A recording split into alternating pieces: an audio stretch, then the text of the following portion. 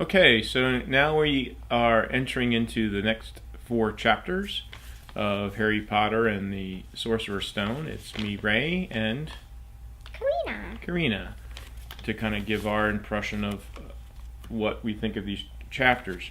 So before I get into them, I have to say that I think these are some of the most important chapters, though I haven't read all the books, obviously. Yeah, but these are really important chapters, actually, because in case you didn't know, this is this is big because this is when Harry knows about magic and gets to meet friends and goes to school and everything that's magic. So it's really important, I'd say. Yeah, and as Alex said in her introduction a few days ago, or a couple days ago, is that knowing the story and looking back on these, a lot of things are set here. And so the author, J.K. Rowling, has really thought some of this through, it seems like, once you get to know the story. So you kind of have to look at everything. It's kind of interesting and see if it's important or not. It may not be important, but to see if it's important or not. So what I've also noticed in these, Karina, is that a number of what I would call maybe sensitive society issues are woven into these first chapters, which you'll see play out. And I think that's what might make the series so appealing. We also get introduced to some of the main characters, and one of them is Malfoy. Oh, yeah. Malfoy's introduced. We don't know it's him yet, but we end up knowing in a couple chapters later that it is. But the big social issue that's introduced, which doesn't go past anybody who reads the story, is the prejudice, where that's a big word, which is about Malfoy not liking anything of Muggles, and talks about that with Harry as they're trying on their robes. So also through all these chapters we get introduced to a number of other of Harry's characters, contemporaries, right? Like Ron and the Weasleys, yes. And we see a little bit of class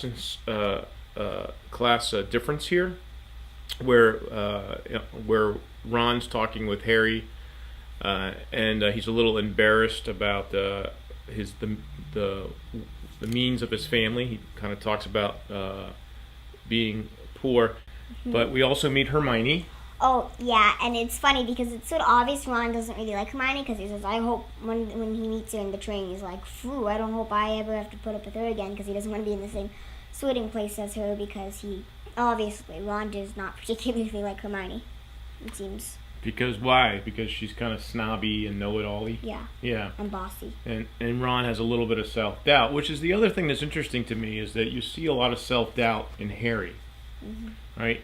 He doesn't think he's worthy of going to Hogwarts. He kind of thinks he's going to get kicked out as soon as he gets there, which gets us to the sorting ceremony, which I know has a lot of interest for a lot of people, but it makes me think about other things.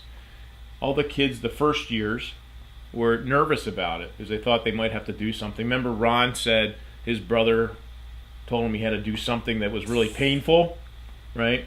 When it wasn't at all. But does the sorting hat, the whole process of someone judging who you are and where you belong, does that remind you of anything? No? It reminded me a little of, I think Harry said it, about it being on a playground where they're picking sides for a team. Oh, yeah, like for volleyball or something. Yeah. Yeah, I get it. And everyone doesn't want to be the last one picked or think that, they're bad. And so it reminds me of that. It also reminded me a little bit of when you interview for a job.